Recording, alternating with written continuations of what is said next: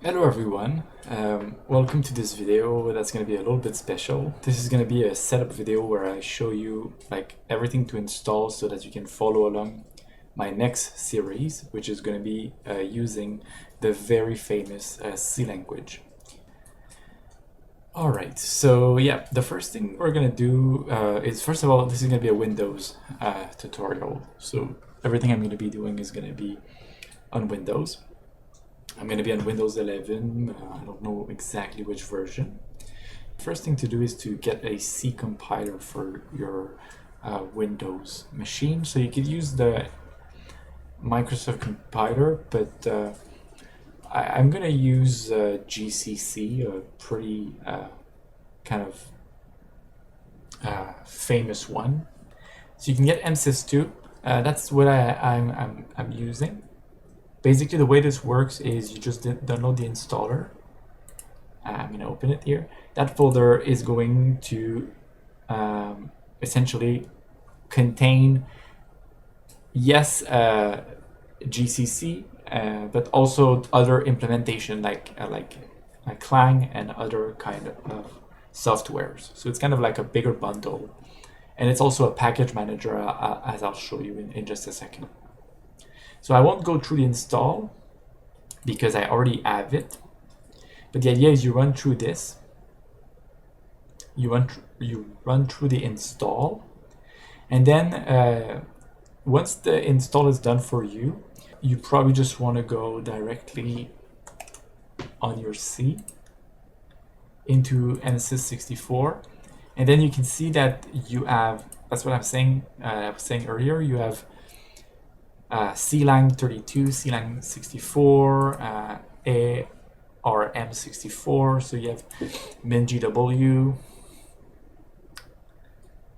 which contains GCC. I think both of them contain GCC. It's a little bit confusing. What I usually do is I go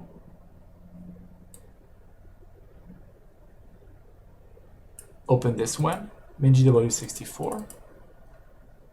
And then you just run this first command here to install GCC. You can run this one.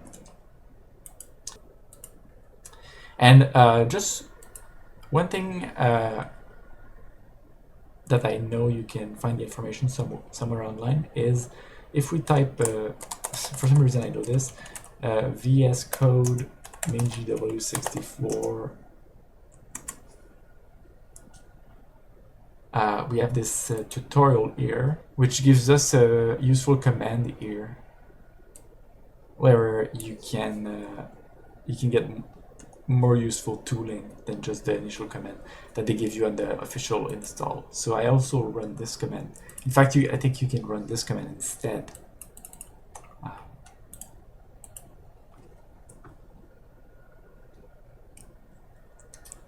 You can run this command instead. Everything is installed for me. So after you've done this, you see you have MinGW64 here inside your MSys64 folder. So that's why in my case I went to the environment variables there, and I edit my path and I link it here. Because what I'm gonna do from now on is whenever I want to install something, if I want to install it, an extra package, I might download it through this package manager essentially. MSys packages, sorry. So packages.msys2.org, and you can find different packages there.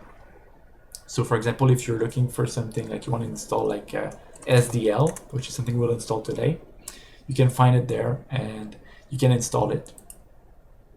You can find, for example, you're interested by this MinGW64 version, you can go there, and then there's this command there that you can run into the, you just have to run it in the shell here, this shell there, to install it, and it installs itself in the right place, essentially.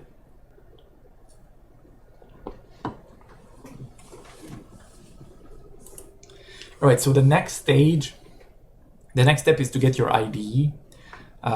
This is going to be, if you're a student, you can get, I'm going to be using C9. So if you're a student, you can get your JetBrains education account for C9. So just install your IDE. I'm going to be using C9 in this series. You can install C9 directly, or you could use the toolbox, which is this extension by JetBrains where you can install all their IDEs essentially. So I'm going to be using the latest C9 there.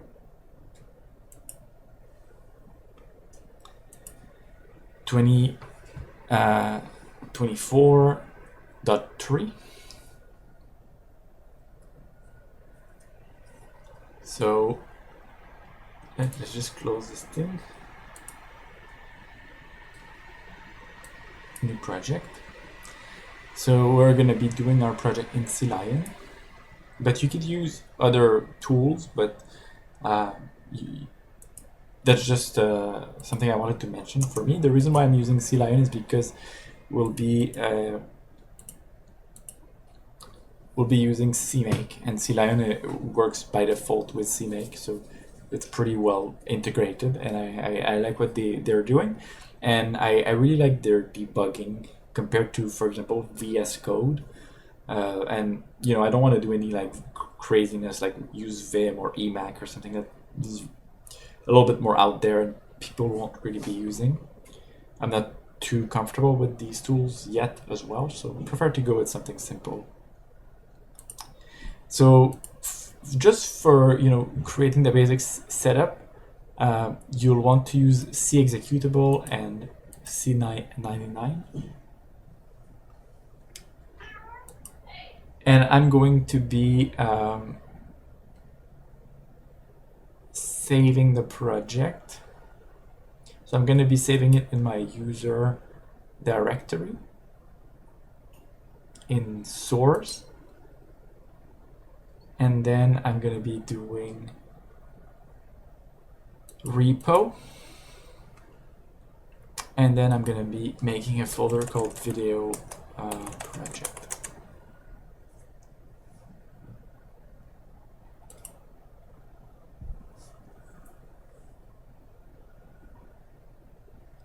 So when you create this project, it automatically should have its own CMake, kind of like already customized for you. But I guess that one of the first thing to do is to kind of, I like to get my own version of CMake.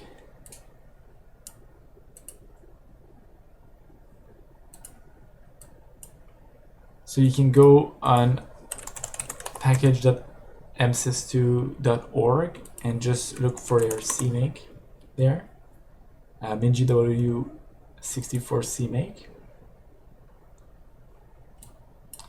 Just scroll down and go to this one, MinGW64 8664 CMake. Copy the link. And then we'll run it here into the MinG64 shell. And for me, it's already installed, so I'll do no there. So you can install your CMake, you can install all your tool through MSys. It's not necessary actually. It's just how I'm set up. So if for some reason there's some difference in our projects, you know, I just want to cover everything. So the idea is you can install your CMake like this, and you can install other tools as well. Basically, the way it works is you can go in the settings of your C9 once it's installed. And then you can go into your, it's called build execution deployment, and then CMake.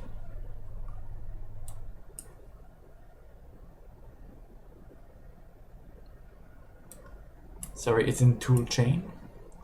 And then you can see that there's different tool chains that exist that we can configure. And you can see this is what I mean, is that my tool chain is configured through all the MSys64 packages, essentially. So you can see I got my CMake, I got my Ninja, I got my GCC and my G++. The only one that's not configured for some reason is the GDB. So maybe I can do this one as a demonstration. So GDB.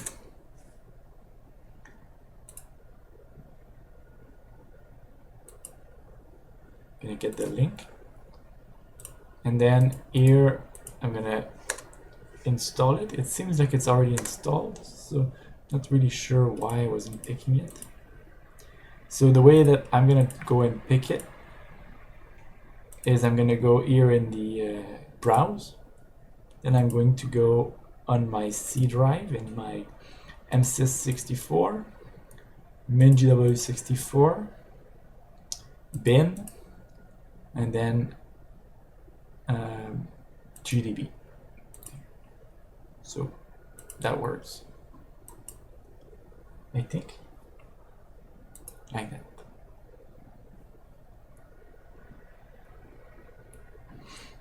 So yeah, just like install all your tools. If you want to do exactly like what I'm doing, that's how I'm doing it. It's installed through MSys. Honestly, you don't need to, because I think C99 kind of comes with everything, but I did it like that. This is how I always did it, and it kind of keeps everything standardized through all the computers, and also through all the versions of C99.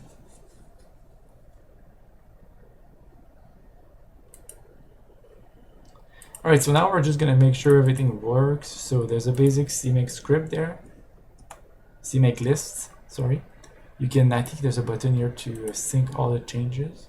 So this should load, and it should be able to, you should have a CMake build debug that will appear. And then you can just try it by pressing play, and then you see hello world. And let's try to go place a breakpoint just on the printf, just make sure everything works. We can hit the breakpoint. Beautiful. Alright, so now that this is done, the next stage is to like set up the directory of the project and kind of bring in all the dependencies that we're going to be using. Stuff like that. And I'm going to show you a specific way to do it that's a little bit more involved, but obviously I want to make this a pretty complete tutorial that really shows you how I set up for this project.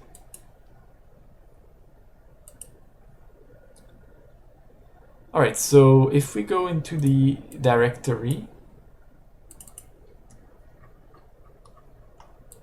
we have this idea folder and this CMake build thing that are just going to be always there. And then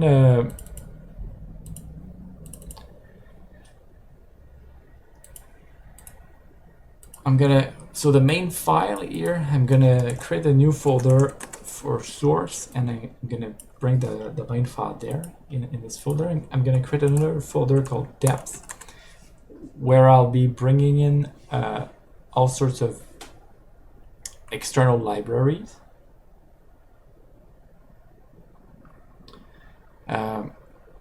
And what I'm going to be doing is I'm going to create a new file. It's going to be called begin.bat to kind of load all my libraries into the dependencies folder. So I'm going to create the script. This is a Windows script, and actually I'm going to open C99 again. I opened the wrong version because I have two versions right now on my computer. Okay, let me just fix this little issue.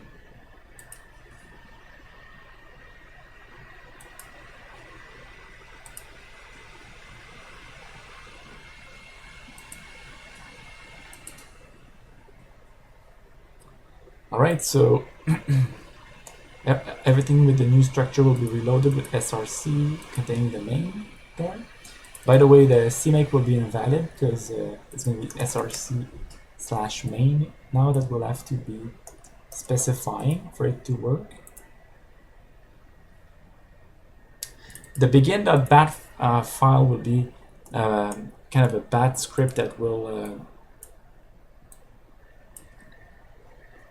it's going to kind of download all the different repositories from GitHub, essentially. There's a first command that we need to say, which is set local enable delayed expansion. I don't remember exactly what this does, but it's needed for everything to work. Then basically we're going to list all the repositories that the project will be using. So these repositories are all on GitHub. So the way that I'm gonna specify this is I'm just gonna write the part, so the owner of the repository and then the name of the repository. So I'm gonna be using, for this project and for most project, I'm using SDL.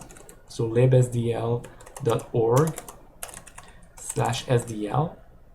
And then between each, you want to put a space. So that they have actually a few packages that we'll be using. And actually, we'll just include all of their packages. It's just a little bit more simple. This line is going to be a little bit long, so sorry. So there's SDL, SDL image, SDL mixer, TTF for the fonts, and we have SDL net there. So we're using all of these, which are all the libraries from SDL. And then there's a few other packages that I like to use. So I'm using a library for random number called from DS Prankles. It's the random bytes library. It's pretty basic, pretty useful. I'm using from Light Server, I'm using their bin library, which is a serialization library for binaries, which is very simple to use. I'm using from Auburn, I'm using Fast Noise Light, the C implementation of his library. I'm using from PPH, capital H, small d. I'm using mlib. And there's one last, which is from Sender Mertens. I'm using his Flex library.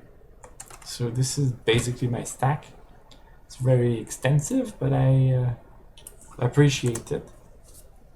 So I'm just going to specify that as a repos variable, and then I'm also going to have this another list, which is going to be the depths list, which is going to list the name. So it's just kind of the folder that this is going to be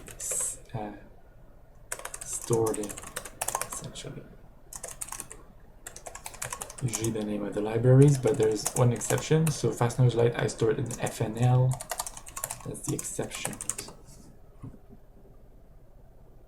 Also, the net should come, so they keep their ordering. I'm going to put the net in front of the TTF for the SDL at least. Be careful with the spaces and stuff, since it's a bad script. I think it's a very specific convention. So then we're going to take the repos and make an array out of it, essentially. So I'm gonna do a little loop over the repos, like that.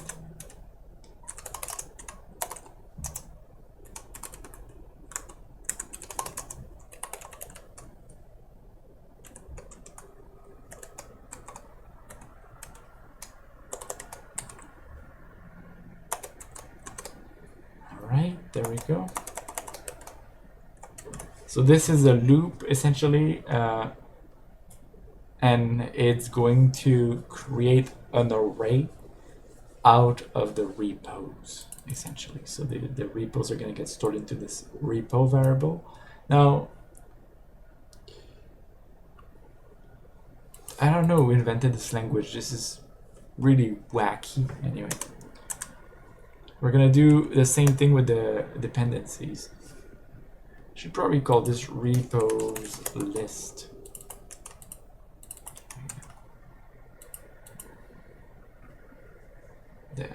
There we go. And then we're going to do the same thing for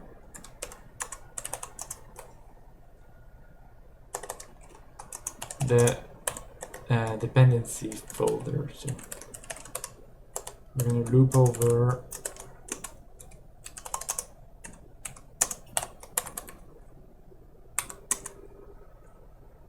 and create a new array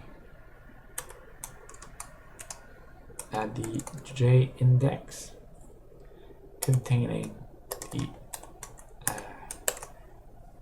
iterated dependency folder name. So this kind of loops over and creates these arrays essentially. So once we have these arrays,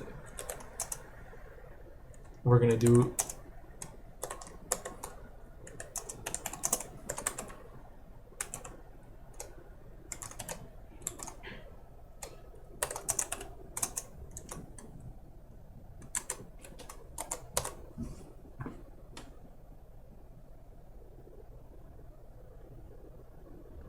this loop, which I actually forgot what it does, but it's a loop that creates every repository. I just don't remember why I used. I had to do a bunch of research to do this. So we're gonna have, actually this could just be out, no, we're gonna be building the URL, the full URL of the repository that we're gonna be getting. And to do this without too much pain, at least now that we've done the construction of the arrays, GitHub, we could just access the repo, and the current dependency will be just called depth. So we're going to kind of simplify that here.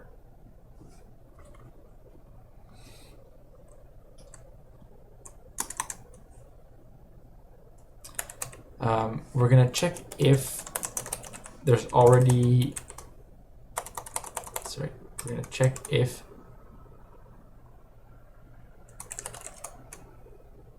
we already have a depth folder of that name. And then we're going to say to the user of the script that we're removing the directory, because the way I'm going to do it is that if the directory already exists, I'm just going to override it. And the reason for that is this command begin.bat, it's meant to kind of clear up and restart fresh when there's like any problem with the dependencies, which can sometimes happen for mysterious reasons. So we're removing the folder with that weird ass command, and then oops, sorry. And then if it's successful, we're gonna say sorry, if it's not successful, we're gonna say failed to remove existing directory, like that. And then we're gonna exit with code 1. So we're just clearing up, if the directory already exists, we're just clearing it all up.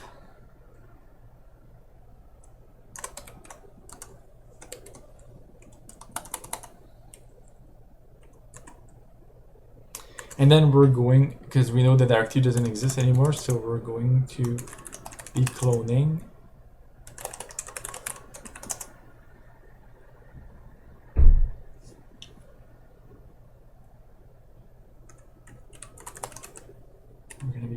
so let's say hello message. and then we're going to use git clone, and we're going to use the URL that we created and the dependencies. And if we're unable to do it, we're going to print out a message that says the problem. So failed to clone a directory. I mean, it doesn't really say the problem, but it just confirms to the user that something went wrong. Like that. And we're going to exit with code 1 or 2. Like that. So we have this basic script. I'll be pasting it in like some sort of paste bin or whatever, maybe on my GitHub. This is a really basic script. If you want to comment the script, you could use rem and then write your command. I think you will have to do something like echo off at first, and then your rem won't appear, I believe. So this is the dependency initialization script. Alright, so let's just make sure it works. Probably doesn't.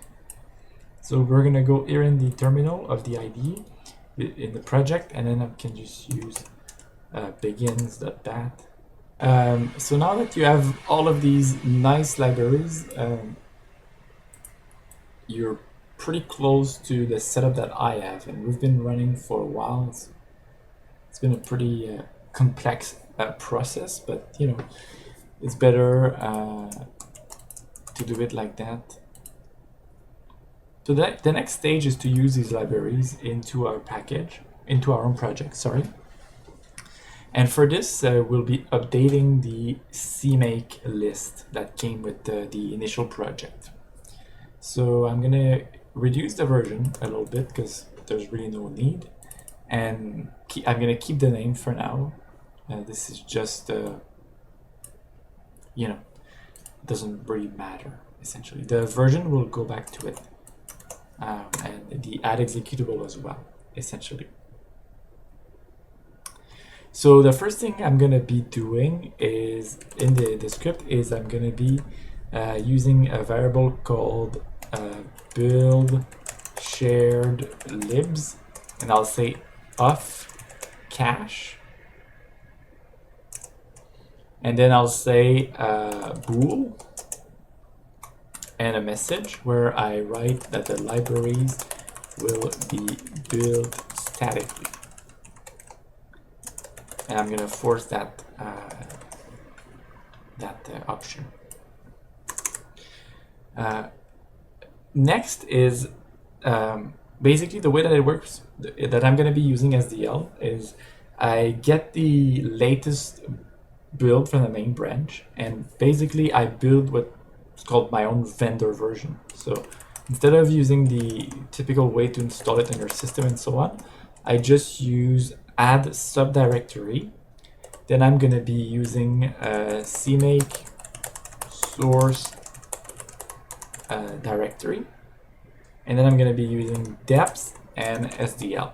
So I'm going to be including SDL and all the other extension, so image,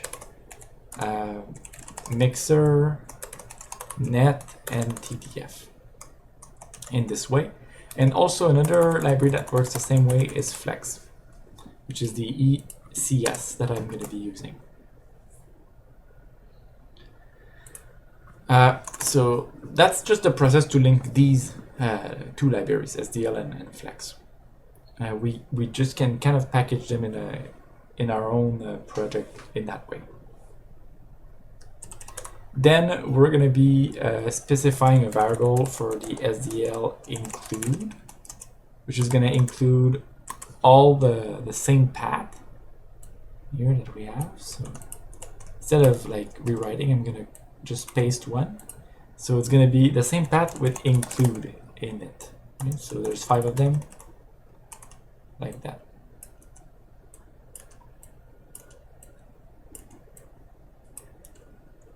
Sorry. So there's image, mixer, net, net, and TTF. So include them all into this one variable, and then we can link to it a little bit later. Also, I like to create a variable for each. So all the other libraries, so bin,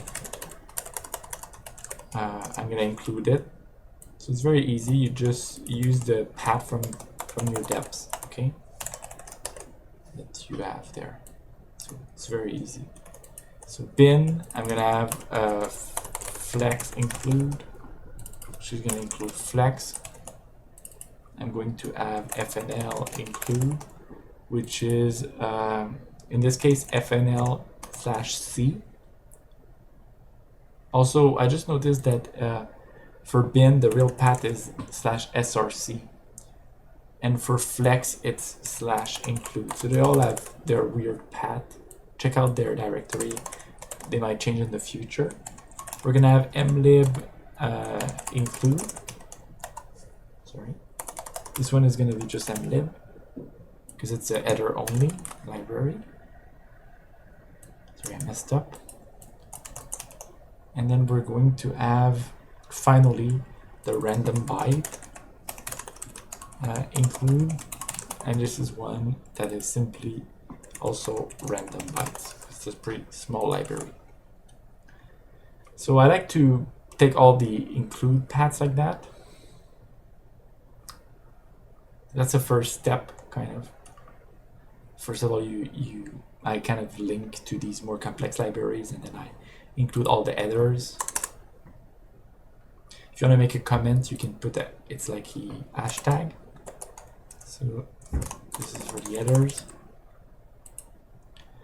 Something I'm going to be doing is I'm going to have a folder. So I'm going to create a new directory in the project called dat, which is the data folder, where I'll be storing like all the images and stuff that I'll be using.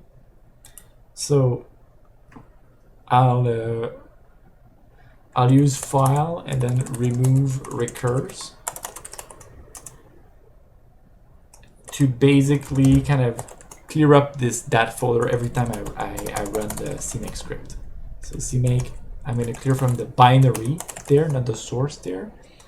I'm going to clear the dat folder. So be very careful. And then file, I'm going to copy that folder once more, essentially. So copy. And now we're going to copy from CMake source there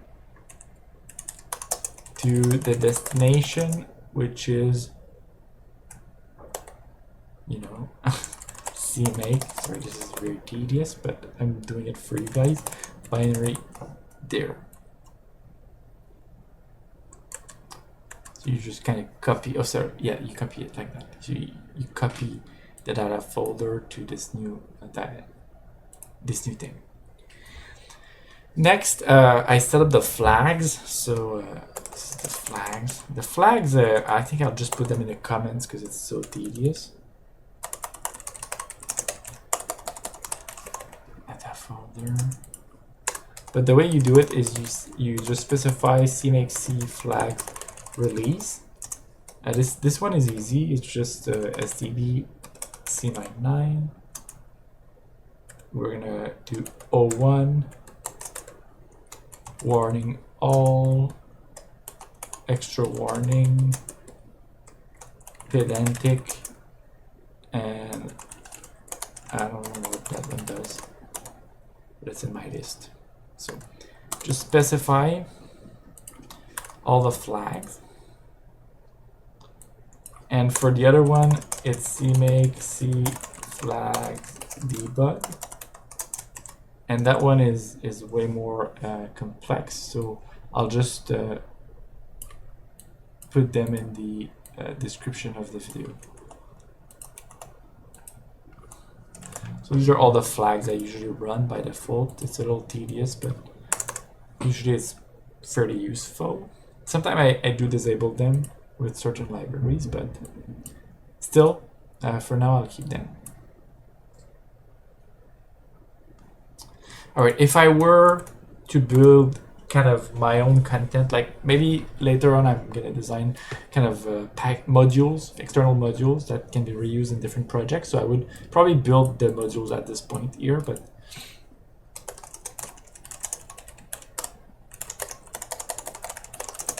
and there's no modules here, so we won't do anything. So that's good.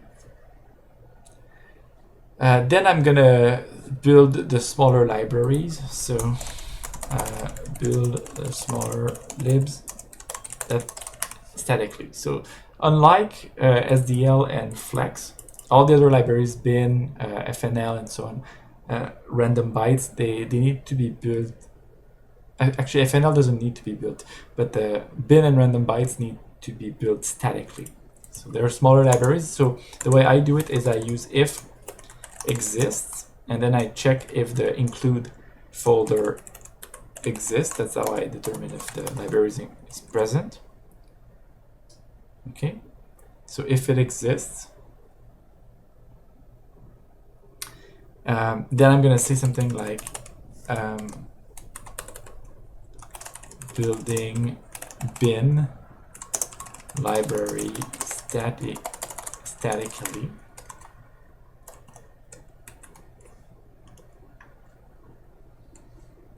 There. Then I'm gonna add a new library to the project called bin. I'm gonna build it static, and it's at depth bin src bin.c. So you can see it's a very small, just one C file, this library. So it's very easy. We can build it ourselves. Then we do target compile options, and we say we're gonna compile it just to be sure in std C99, and then we're gonna set target properties for bin, and the properties is the archive output directory. So where do we want this to be stored? It's going to be in CMake binary there depths bin there. Okay, so this is really long. You can break this down right here. It would be a good place, like this. So if bin include is present, we kind of build it statically, and when we store it someplace.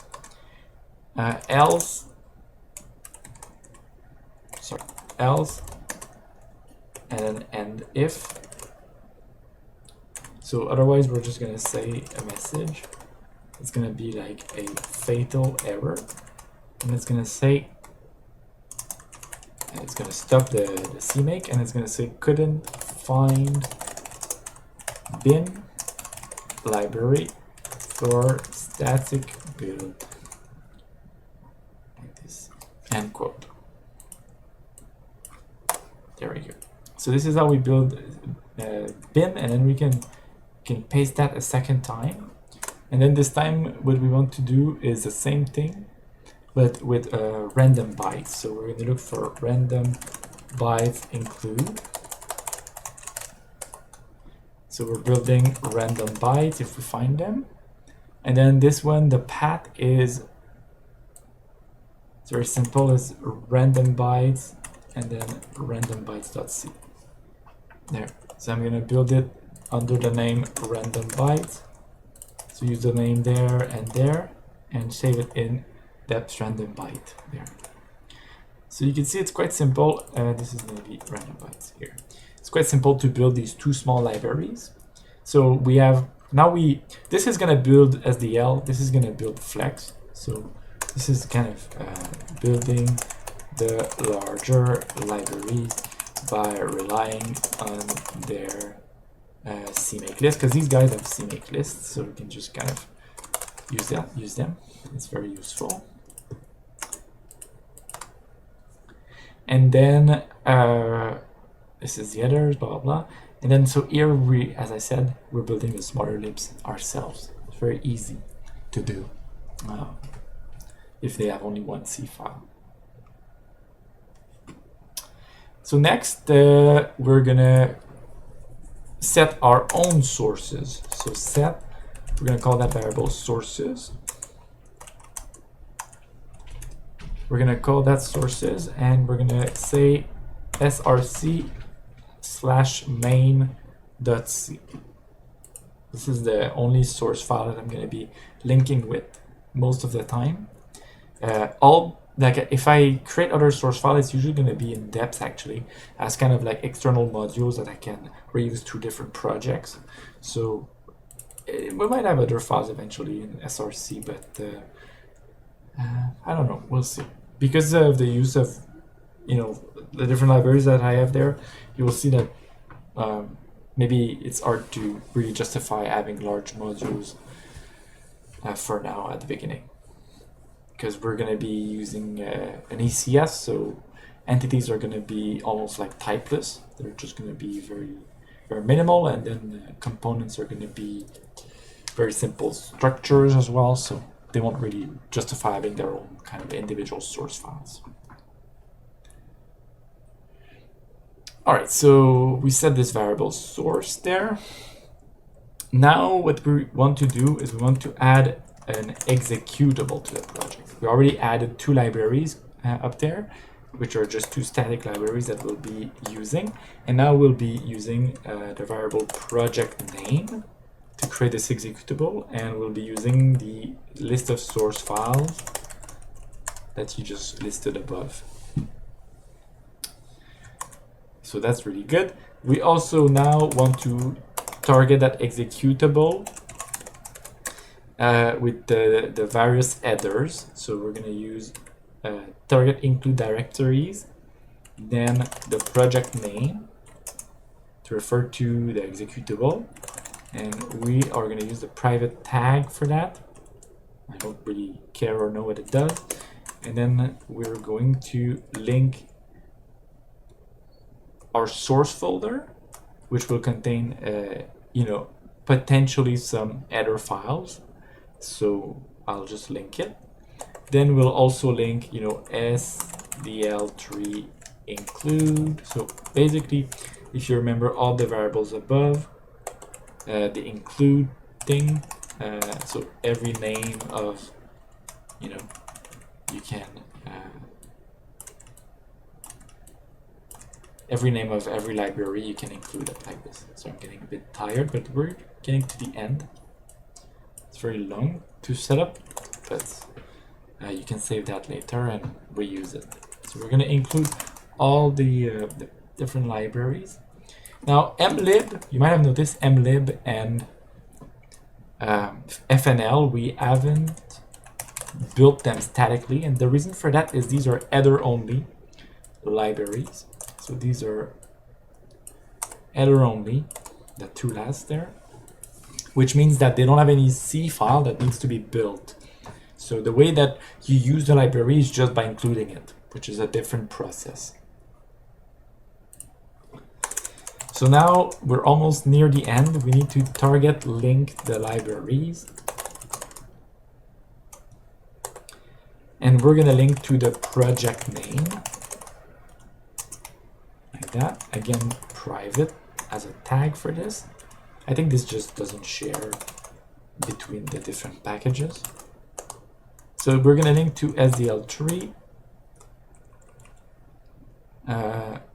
We're going to link to SDL3 image, SDL3 image. And I'm just going to paste. Oh, it's annoying when it does that.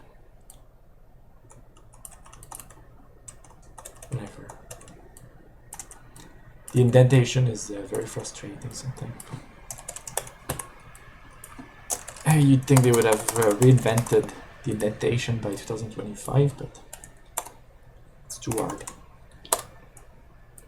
Right, so we're gonna be using SDL, all the different libs. I honestly won't be doing net, but I'm still including it for no reason. It's not a very good practice, but we might eventually. So That's why it's always included for now. We're going to use flex. We're going to use bin. Flex, we can use a special target. Flex, flex static. Bin is just the name of, because we compile it ourselves. Same for random bytes.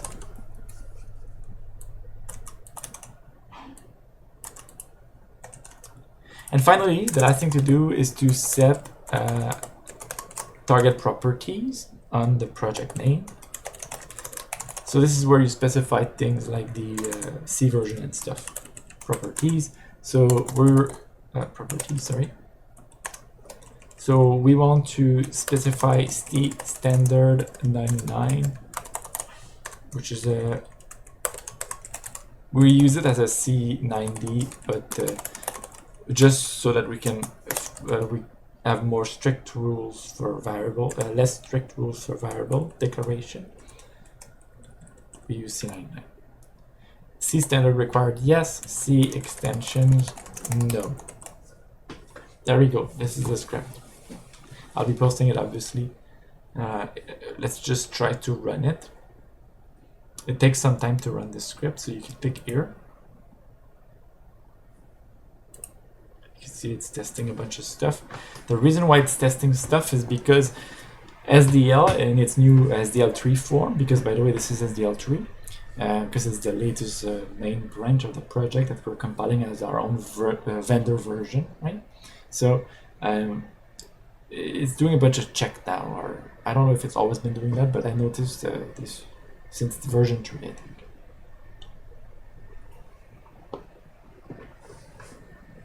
And the reason for that is it's kind of replacing the standard library with potential calls that it controls itself.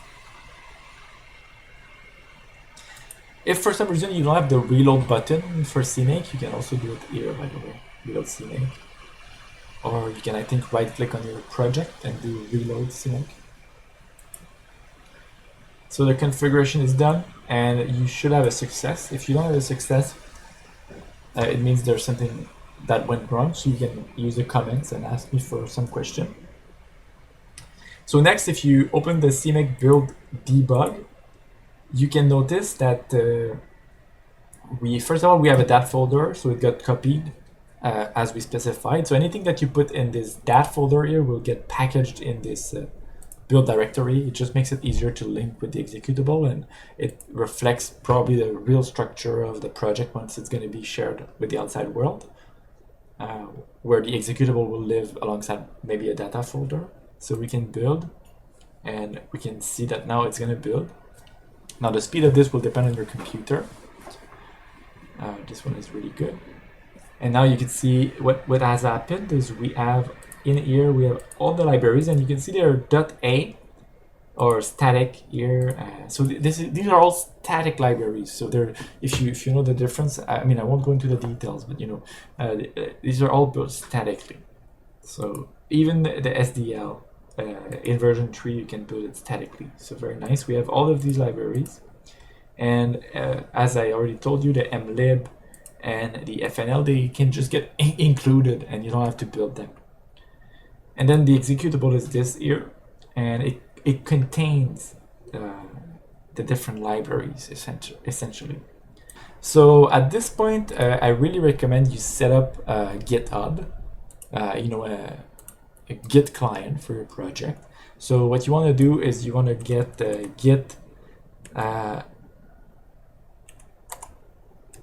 SCM. You want to go and get SCM, and you want to install this. You want to install Git. Okay, so you install that on your computer, and if you don't have it, and you also install Git LFS, which is a large file storage, so that we can store all of our asset files and other kinds of assets on our Git repository, essentially. So install these two version control software so that you can kind of run version control. There's a few files that I like to use. So there's a Clang format file here, but I also will have a git ignore and a git attributes file that help me configure my version control, right? So the way I do it now is I create these two files. One is git ignore, and the other file is called git attributes. And I'm gonna be using these files to configure certain things about the project. So the git ignore is just telling you what you don't want to put on the version control software. So we don't want to put the IDF folder, cmake debug release, and cmake debug, cmake build release and cmake build debug. We don't want to include these folders, and we don't want to include depths, and then any folder, anything that's in there. The git attributes is a little bit more weird.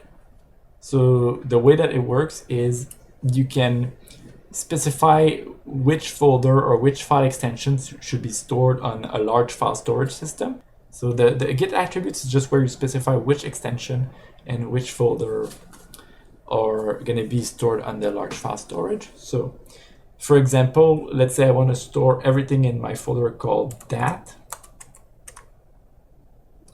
I'm going to say dat filter equal LFS, diff equal LFS, merge equal LFS dash text.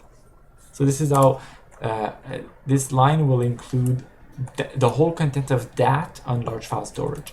And I'll do the same thing for another folder called raw, which I'll create right now, which will be a folder where I create my art asset that are not like they're not yet like exported as JPEGs and stuff. So this will be a little bit different. So I'm gonna have these two folders there stored like this. Just to be safe, I'm also gonna list the extensions directly. So I have a few extensions. I'm just gonna copy this 1, 2, 3, 4, 5. I'm gonna use a few extensions. I'm gonna use .pixel. This is an extension for a special software called Pixel Edit that you can get online. I think it's very cheap. I'm gonna use TTF, PNG, JPEG. I would like to include PSD, which is Photoshop folder, JPEG with an E. So this should already be pretty good, but we might also eventually use 3D for certain things. So just to be safe, I'm also gonna include FBX, and I'm gonna include EXR, which is a high resolution image format. Should be good. Maybe we could include OBJ just to be safe. The goal is you want to include any extension of data that you think shouldn't be stored on the main, GitHub server, and kind of stored externally and referenced only through an external pointer to the data. So it's a way to do things so that it's a little bit more professional that way. So in my case, I go on this Azure DevOps, Microsoft Azure. So you have to create your account there.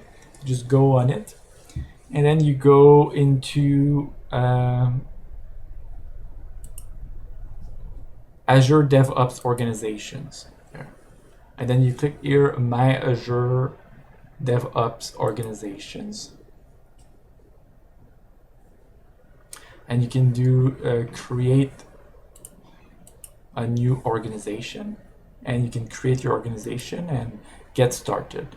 Now, I'm gonna go here, continue, and I'm gonna call this, this is my username, and I'm gonna say tutorials.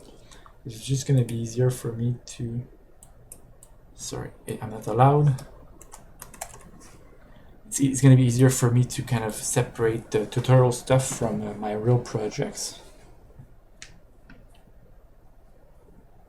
And so the first project that we're gonna have is going to be this video project. So I'm going to create the repository, the project. You can do this on GitHub or something else, but I'm just showing you through this platform because I think it's pretty advantageous, at least right now. So you go private there, and you have a repo, and you can go into project settings. And I like to disable most of these by default, except the repos.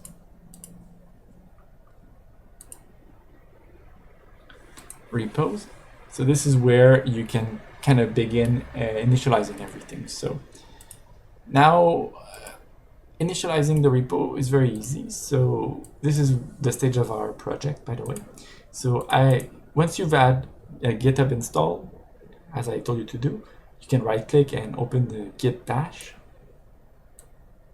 And then you can git init into your folder so that you initialize an empty repository there. And the first thing to do is to git add the git ignore and the git attributes and the clang format, because by default, for some reason, the invisible folder don't get tracked properly, and it can cause some issue with the large file storage system. This is usually especially true if you kind of start a git after you already began working and stuff. Then you do git add star. You should add everything in the directory. And also you see that the dependency are added as embedded repositories. So they're not really included. It's just a pointer to the commit version that you're using that is included. So after the git add star command, which by the way respects the git ignore rules, you can git commit and write that this is your first commit. Following this, you can create a new branch with git branch, capital M, and then I'm going to call the branch the main branch. Then you want to git remote add a new origin. And the origin will be either your git link, or in my case, it's going to be this HTTPS link there. I'm going to paste it. So I'm going to add that git as an origin. And then finally, you're ready to publish your project. So you do git push -u origin, because this is where we're pushing, and then all the different branches. And you should see you see I have a window there that opens. Let me just close it. You can close this window, at least in my case, and then a second window will appear where they're going to ask you for a password. This is just because I'm using DevOps. Probably with GitHub, the mechanic might be a bit different. And the goal is you want to take the generate Git credentials and then copy and paste these credentials. So I'm going to do it off camera. And then it's going to push everything. You can see if I do git push, it says that everything is up to date.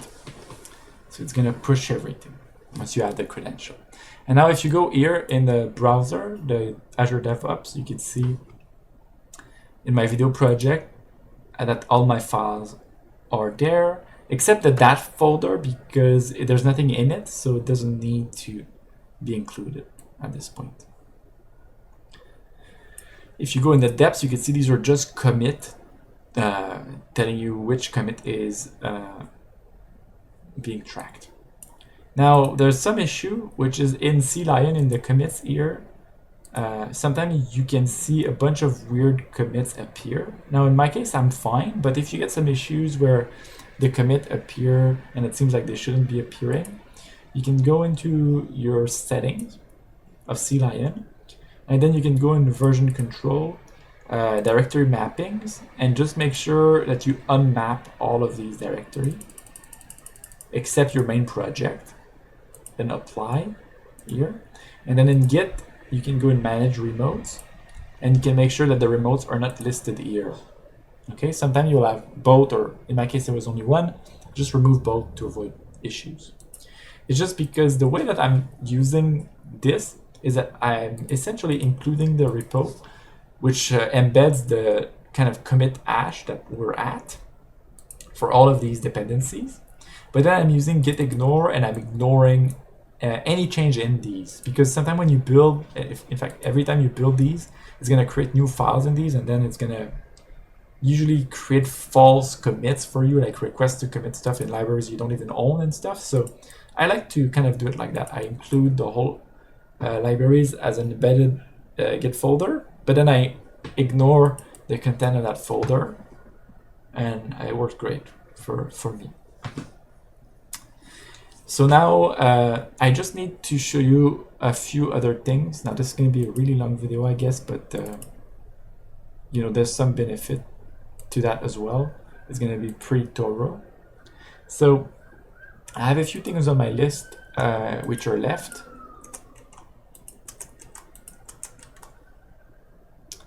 So the thing I want to show you is just another little batch script, but this one is going to be to refresh the repo without like having to clear everything and restart. So I'm going to call that fetch.bat. This is usually something in my basic project as well. And then this script, the goal is just to scan all the dependencies and update them with fetch origin and kind of like a merge with the upstream remote, essentially. Not the upstream remote, but the origin remote. So first of all, we're going to say echo off, just so we can comment if we need to, and set local. I have no idea what this does actually. And then we're going to set all the dependencies, the list. So the same list as before. Image, mixer, net, TTF, bin, FNL, flex, mlib, and random bytes. Set these as a list. I'll put these scripts in the description. Then we're going to be looping for every element into the dependency list.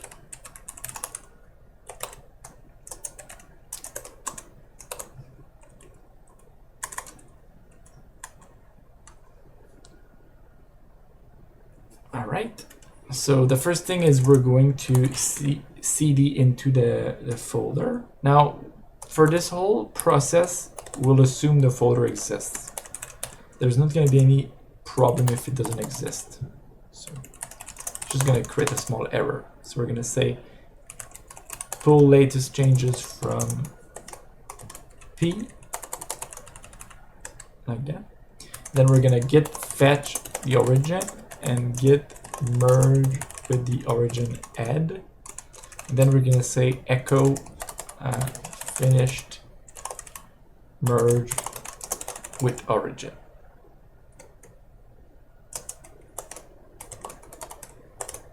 P. And then we're going to return to the main directory. Like this. So we're going to kind of go through every repo and just update the repo. This is what this fetch script will do. So now I can go here in my terminal and I can just use fetch, and it kind of goes through all the repo from the dependencies and just updates them without having to like clear everything. So with these two scripts, I have for now enough. Obviously it would be nice to have other scripts, but it didn't take the time to write other scripts for now. So the fetch script is just update all the dependencies to their latest commit, essentially. So that's also part of my kind of standard package there. All right, that's really great. Finally, a few last things that I do is for my Clang format, which is my style sheet. I have a very, very simple style sheet, which is I just use based on style, and then I use based on style GNU, sorry. So we're going to use a GNU style for this, which is the style I prefer.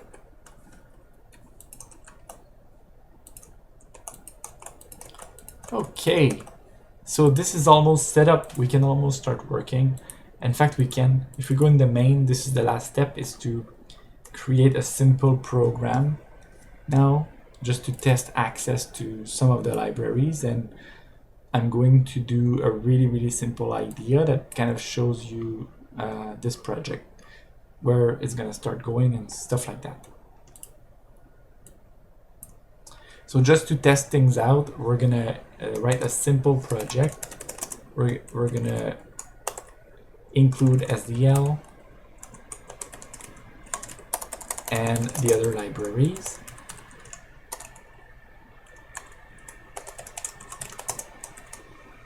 So we're going to include flex, and I'm going to include mstring, which is the string library from mlib,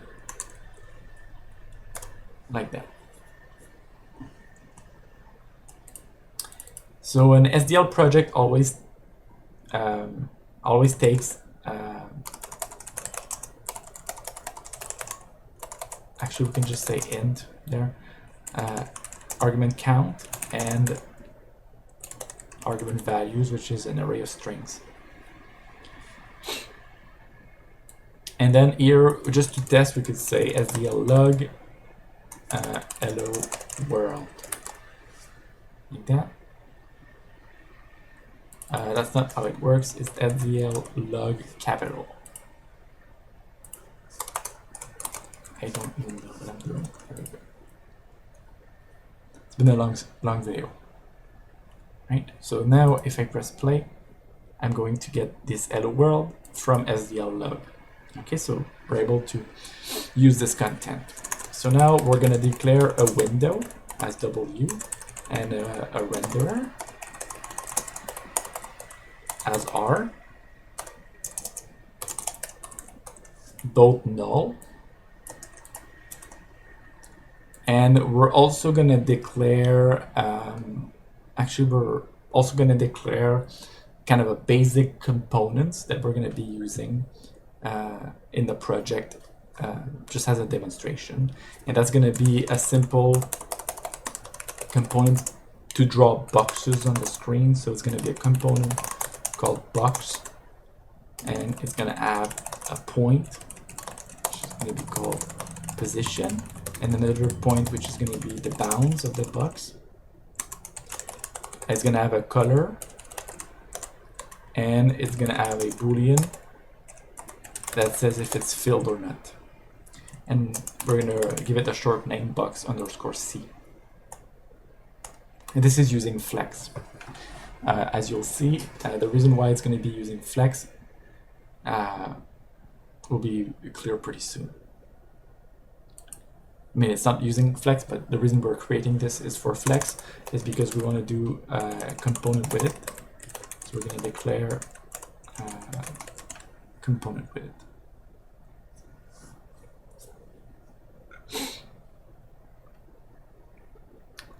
All right, so let's just do SDL init. So we're going to init the library video features, and then we're going to do a new window. So create a window. It's going to be a test window. The size is going to be predefined for now, and we're going to start the window. Actually, we don't need to specify any other flags. So we could just say 0. And then we are going to create a renderer, which is like a kind of a place to put images to for that window as such. Later, when I do a real project, I'll test null and stuff. We're also going to have the ECS world. So that's just an ECS. With ECS init, we can generate that. And after the ECS is created, we can define now, not declare, the box component.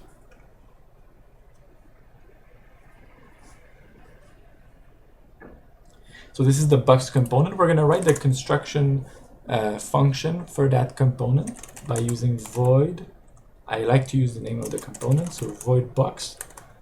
It takes a pointer to the component array of the component being initialized, and then a count of these components, and then type info, which I don't really use too much for now. So that's the structure of the basic constructor. And then the way we do it is we kind of take the pointer and then we do a loop over the specified count as a parameter. And then we use the I as an index, and we can specify the default value. So I'm going to go ahead, specify position, bound,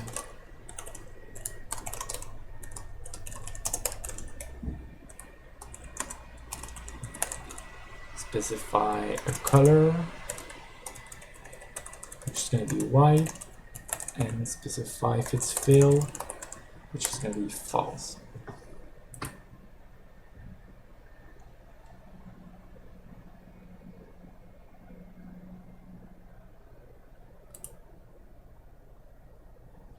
So that, I don't know why I have this warning. So that's great. Now, next, what we're gonna do is we're gonna say that the box component will use that. So we're gonna say we're declaring hooks for the box, so the box hooks. And these are gonna contain a constructor called box, which is the constructor we created. And now we're gonna set the hooks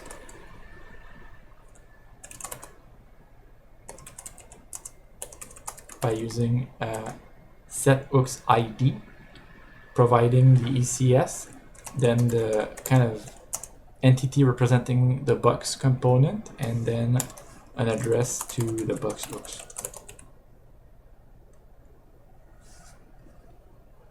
So this will make it so that every time we create a box, it's going to run this construction.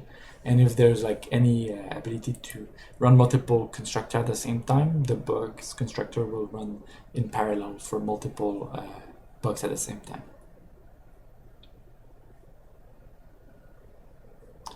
We should be able to build for now. Nothing will happen. It will just flash on the screen.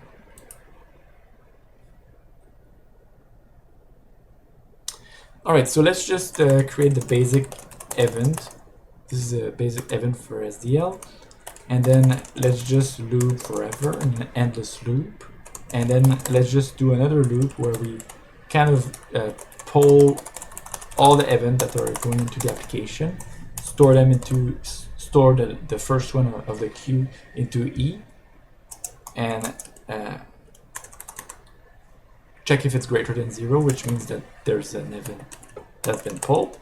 And then if we check if that event is quit, okay, if E type equal quit, we're just going to return 1 and quit the application. And after we pull the queue, we're going to do SDL set render draw color. We're going to draw the background as a really dark blue, and then we're going to clear and present the background. So now the application will stay on the screen and we can close it with a quit event. All right, so let's wrap up. I just want to use the component and show you how to create a new entity that uses that component. So first of all, it's very easy. So we're going to have ECS entity, and we're going to say a new entity, and we're going to call that one test. Also, it's entity underscore t.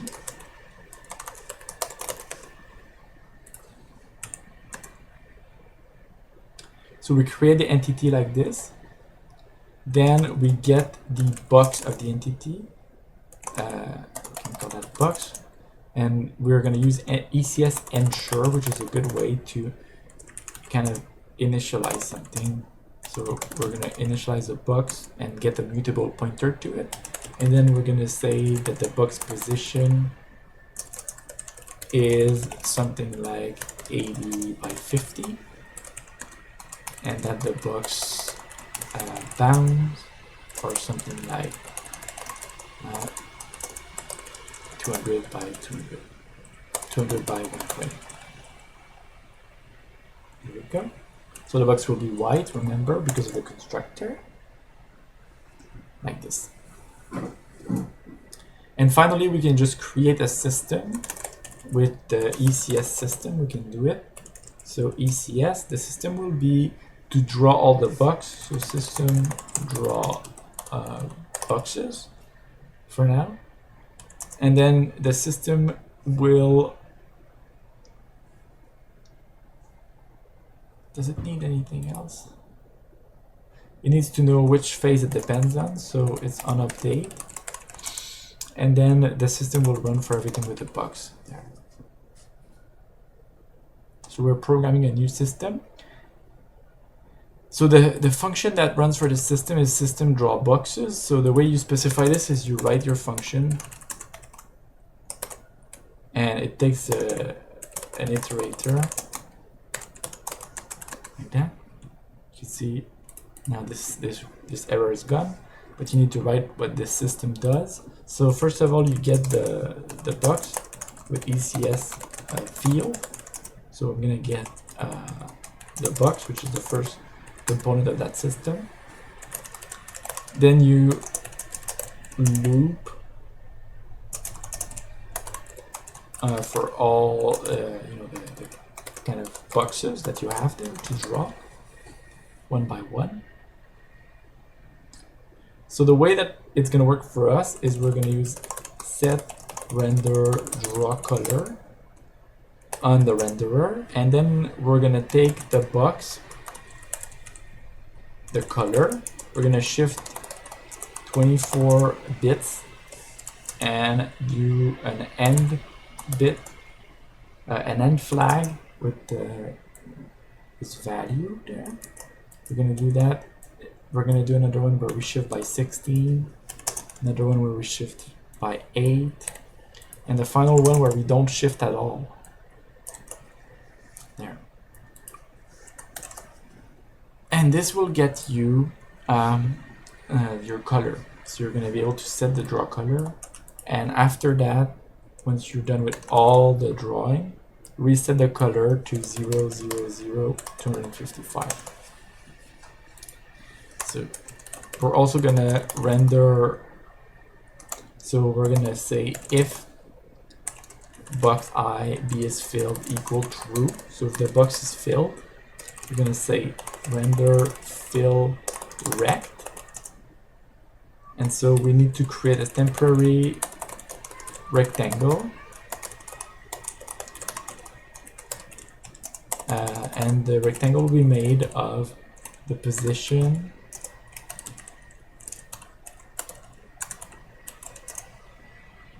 and the boundaries.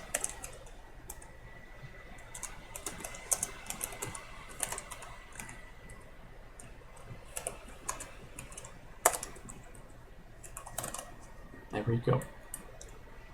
So, and we just continue, and otherwise we just render rect normally.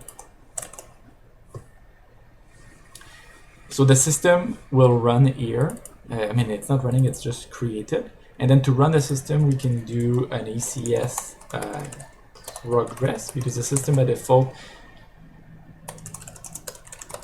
is going to run after ECS on update. So now, when I run my app, I'm going to get a rectangle that gets drawn there.